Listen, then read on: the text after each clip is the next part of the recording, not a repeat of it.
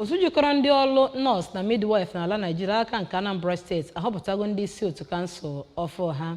Onye nta akụkọ anyị bụ Chibụzọ Oche sonyere ha ma wetara anyị akụkọ a ka o si wee gaa.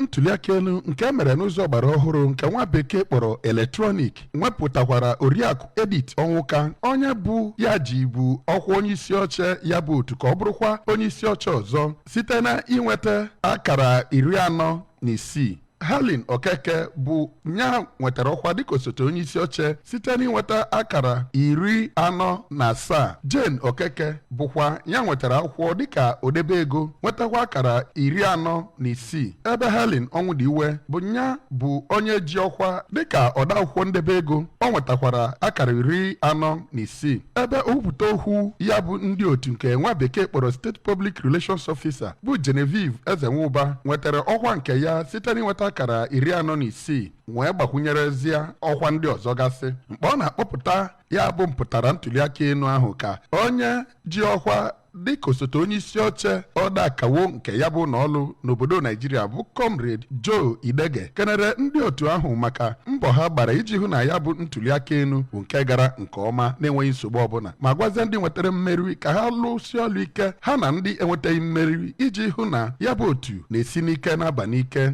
N'okwu ya ka onye Director Nursing Services Anambra State Ministry of Health Oriakụ Perpetua Nzubannene gosipụtara obi aṅụrị ya dịka esi mee ya bụ ntuli aka elu na-enweghị nsogbu ọbụla, ma gwa ndị ahụ nwetara mmeri ka ha ghara ịkpa oke ma kpokọta onye ọbụla ọnụ iji hụ na otu ahụ na-agawanya n'ihu, ma kọwaa na ndị otu ahụ na-alụ ọlụ pụrụ iche n'ebe ọ metụtara ọnọdụ ahụike n'ụwa niile. Na mbụri nnukwu nnabata ya n'aha ndị otu ya ka Oriakụ Onwuka kelere ndị otu ha maka inwepụta ya ka ugboro abụọ ma kwe nkwa na ya ga-alụsi ọlụ ike iji fụ na ihe niile bụ ihe na-akpa ndị otu ahụ bụ nke enebere anya. O kwukwere nkwa na ya ga-alụ ọlụ ya na onye ma onye ọbụla na-akpaghị oke ma ọlị, ma gwa ndị ahụ enwetaghị mmeri ka ha nwee olileanya na ha nwere ike inweta mmeri n'oge ọzọ. Ihe kacha pụta ihe n'oge ahụ bụ mgbe na-edu ndị ahụ nwere mmeri n'iyi ọlụ. Site n'Ọka, aha m bụ Chibụzọ Oche maka akụkọ ụwa ABS.